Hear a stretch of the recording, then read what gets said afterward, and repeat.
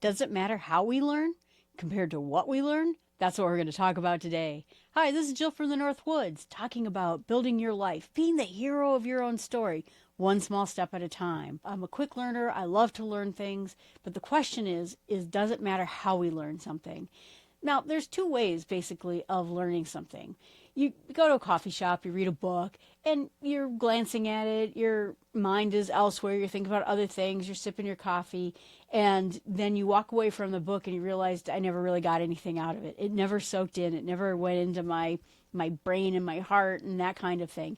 And so it makes a problem with it. Think about two different outcomes that you're doing that you're at the coffee shop and you're learning something while not taking anything in. You never think about the book again, and you've had an enjoyable couple of hours reading a book, but it never changed your life. Same thing if you're watching YouTube videos, if you're doing podcasts, any of that. If it's not soaking in, it's not really doing anything for you. But then comes the other method, which is the active learning method. That's the thing that's going to be important. That means you're going to start quizzing yourself. I'm trying to learn all my birds. I have quizzes set up for that. You are working on soaking it in, thinking about how this would change your life, thinking of real world applications, writing yourself maybe little notes so that when this situation comes up, you're ready for that, whatever it is that happened to you. You're ready to do whatever it is you need to do. And then there's also the idea of teaching other people to do something. Now, I like this method a lot. I have the Bible in small steps. You know how many times I read the Bible and you sort of glance over this or glance over that, or I don't really know what that person meant by that phrase, but whatever, and you don't learn anything out of it. You have to start teaching other people, like I'm doing this podcast. I need to be able to explain what that parable meant or what that word meant or why this was said this way or that way. And that makes your learning much easier. I'm learning a ton. Same thing with I do the Buzz Blossom and Squeak podcast. I'm learning a lot about nature myself while I'm trying to teach other people more about nature around them, because I have to actually pay attention and do a deep dive and learn about it. But my favorite method, also beyond teaching people, is I love doing a project around something. So I learned Notion, and then I did a project that was to keep track of all my podcasts and YouTube videos, schedules, and what's done and what status is everything at. By me learning it through doing a project, I learned that software very well. I started out with the basic features of the software, and then I started nibbling around the edges of the harder aspects of it. I mean, even today, I'm like, can I just have a button that I can hit complete, which means this podcast is complete and I can forget about it and it puts it in the done folder?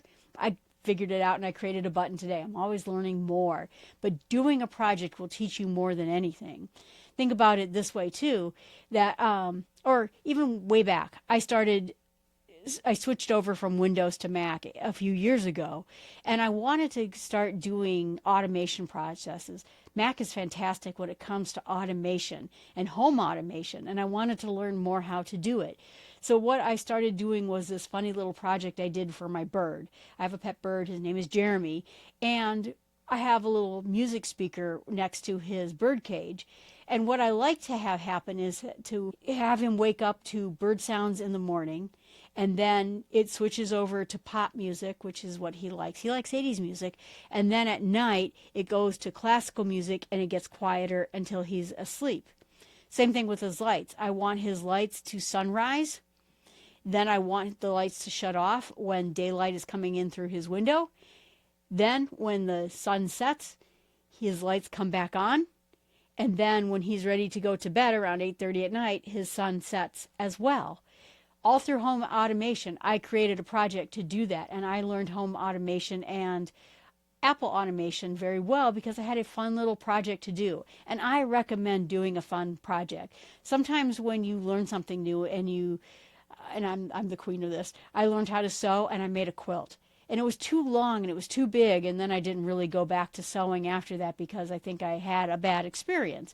But when I learned how to knit, you start off with the easy things, and then eventually you get to the socks and the hats and the more sweaters and the more complicated things, but you start small. You start easy so that you have some joy in it right away. But creating a fun project around whatever it is you're trying to learn is the easiest way to go. Then the next part is by figuring out too what kind of styles you have. It the active versus passive doesn't matter whether you're reading, listening, watching, but trying to find how you learn best is the best place to go. I find that I learn best by doing, like I said, a deep dive into the basics of the software and then nibble around the edges on the harder pieces. And then once I have all that down, then I go for the very difficult pieces. That's kind of my style.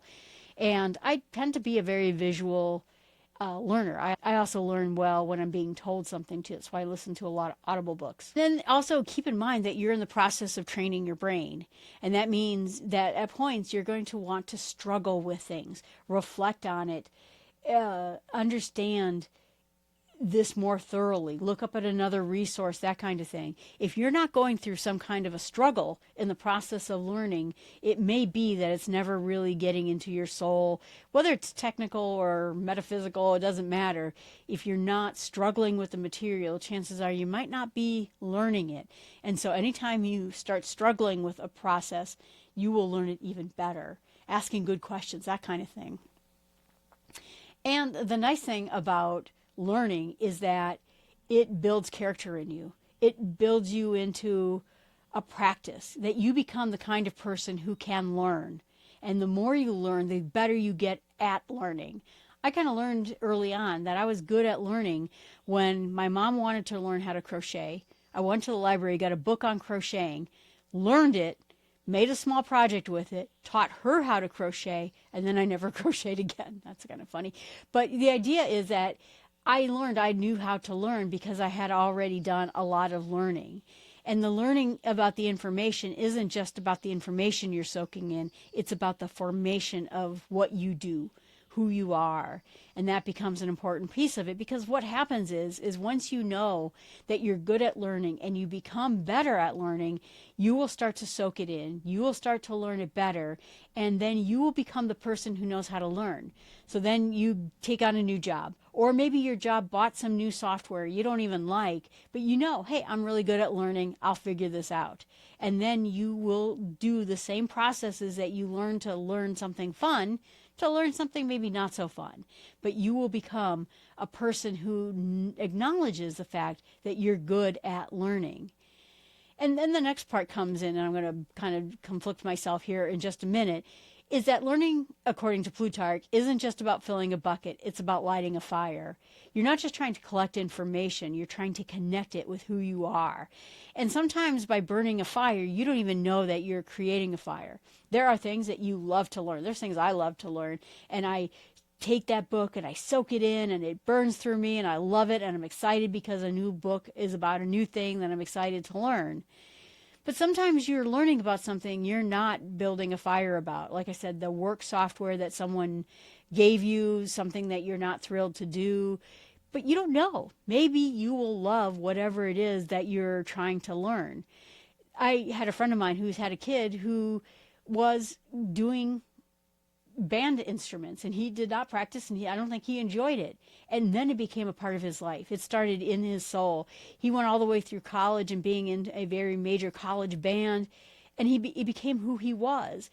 I think that at times we think we're going to go learn something and we don't know we're going to love it. My high school teacher, well, actually she was eighth grade. My eighth grade teacher was looking for someone who could develop film for the yearbook. And she was looking for a volunteer, and I wasn't looking really for more activities because I was screwing around. And instead I thought, okay, maybe this is cool. Maybe you would like this. So I just said, I will try this out for 6 months and see if I like it. She taught me how to develop film. This is back in the film days. And we had a dark room in my school.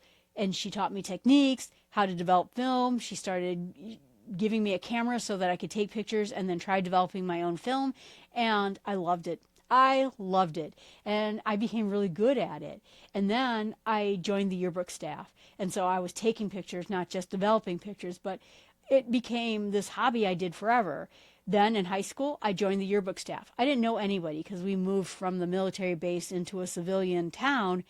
Everything was different. Everyone was different. And how did I get involved with other people? I was on the yearbook staff, and I got to meet everybody. And people would say, "Hey, Jill, would you mind coming to our practice tonight? We want to get pictures of our track practice." And I was just, sure, I'd be happy to do that. I got to meet people. Then when I went to college, I also joined the yearbook staff, met a lot of people, got involved in a lot of activities to take pictures of it. Almost every one of the dorms had a darkroom, which was wild. And I became the leader of all those dark rooms, and I started teaching classes and teaching other people how to do it. This became a lifelong passion for me, and I didn't know it. If you would have told me I would have liked it, it sounded boring to me, to be honest, as a kid, and I ended up loving it. So the cool thing is when you learn something, you might fall in love with it, and you don't even know until you try it. I had been reading some books. I don't enjoy weeding in my backyard. I don't enjoy maintaining my backyard. But I did get some books, and I looked at some materials on how to do it better and how to prevent weeds. So in this particular case, I'm not really looking for the fact that I'm going to learn to love weeding my backyard. What I'm hoping to do is to prevent enough weeds, I don't have to weed my backyard. So it's, while I'm not enjoying this lesson I'm learning right now, it is going to lead to me having more free time. So I'm doing it in a way so that I don't learn to love the weeding, but I learn to enjoy the rest of my life that I'm not weeding, if that makes any sense. So learning something and being an active learner in this will make all the difference in the world, even if you don't love it. You will learn to love some aspect of it, even if it is that you're learning how to avoid it. So I think the next question comes in, because it's pretty relevant to this time. Can AI help you learn? And some people feel it does more harm than a good, and some people feel that it does a lot of good. And the question is what is the answer to what it can have us do? It can help us find information faster. It can help personalize coaching sessions. When I tried to learn Descript, which is a software I use for video creation, I asked it to create a curriculum of external materials that I could go through in order to learn Descript successfully. And it created that for me. It can break down learning into small segments. It can track my progress. I can also have it tell me answers to things quickly. Well, why did this not work? And it would say, what I found was the reason this didn't work is blah, blah, blah. And so it can help you troubleshoot those particular pieces too. It also can help be sort of a creative companion to it. And I'll tell you, for example, I don't do these podcasts through AI, but sometimes I use the AI to bounce ideas off of it. So I will suggest, for example, I did on Buzz Blossom and Squeak a podcast about volcanoes. And I was kind of thinking about it, and I said, what would happen on Earth if we didn't have any volcanoes at all? And it gave this scenario about what Earth would be like without volcanoes. Essentially, all the metals of the Earth would sort of be evenly spread throughout Earth, and we would never have ores, these streaks of metals that we could dig out of the Earth and process. And so it would be impossible for us to build anything. I never thought of that. And once it told me that that was a possibility, then I was able to go and research, and I found some good articles and books about that, about how volcanoes help us to mine, create metals, that kind of thing, and other types of influences they have. But it helped me bounce some ideas off of it. But some downsides of it is it can make you a little bit lazy. I give it all my podcast transcripts, blog articles, show notes, because I'm not really good at writing and I don't enjoy it. But that also means I'm probably not going to become much better at writing because it's doing my writing for me. But I also read what it writes, and so I'm like, oh, that's a really good way of putting it. The other part of it is that it might help you skip over that discomfort I said that helps you learn. You might become too reliant on it. And then when you're without it, where you're a place you can't use it, now you can't do the things that you've been doing, or maybe it goes down and you're stuck for a while. The other part of it too is that if you do this, maybe I'm taking on too much work. Let's say I'm taking too much work on with this podcast. I now am doing this all with AI when I could have maybe hired someone. I can't hire someone. I don't have the money for that. But you don't understand what I mean. Maybe it would make me lean into this decision harder when maybe another decision would have been better. And I think AI, too, can give you, like I said, wrong information. It can lead you astray. And I still believe in the wisdom of books, the wisdom of the people who came before us. to help us with those types of ideas. I still read books. I still go through the same process I did for writing all these podcasts that I did before, because it helps me learn. It helps me think of things. But I also believe that people are the best ways of learning. And while it can give me a quick leg up and help me look in the right direction, it can't give me all the options. It can't give me every bit of it. It can create frameworks and ideas and some kind of structure for it and analysis. And it might, like I said, lead me into the wrong direction. And it may make you start mistrusting yourself if you trust in AI too much. But I think the last part of it too is sometimes AI might do something outside your own values. I'm a Christian, and sometimes when I go through and I'm trying to think of an idea for this podcast or something else, it will suggest something that goes against what I believe. And it's important for me to listen to ideas that I don't believe in, but also listen to ideas I do believe in and balance them out. AI doesn't have any sort of a moral basis between one way or another way. It just looks at ideas. It's a learning tool, but it is not intellectual. It's not spiritual. And it can't help you in those types of paths. But like I said, it could be a flashlight, but not a light, that kind of thing. It helps you look in the right direction, but it can't really fix those problems for you. If you're going to learn with AI, if you're going to have it create curriculums, if you're going to have it point you in the right direction for things, same thing there. You need to be an active learner. Bring it in, use it, test it, work on small projects, and then try to teach other people about it. The same learning is the same way that it exists, whether it's AI built, whether it's books, whether it's podcasts, whether it's YouTube. And make sure that you take time to soak things in, that you look at everything that you're learning. How am I going to use this? What am I going to do about this?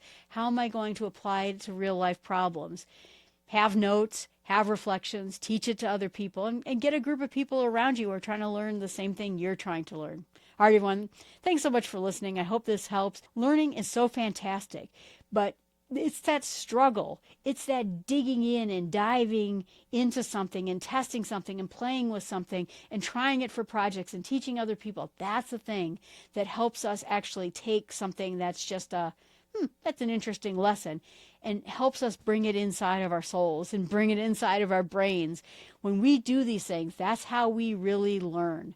That's how we really learn, and that's how we really change our lives. I mean, for the most part, when we're learning something, we're trying to change our lives. We're trying to become better at work. We're trying to become better at home. We're trying to be better at something. And by doing the act of learning, that'll help us do it much better, and we will walk away a much better person for it.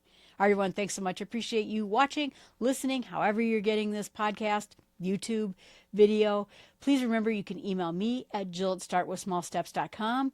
You can put a comment in the notes if you're watching this on YouTube.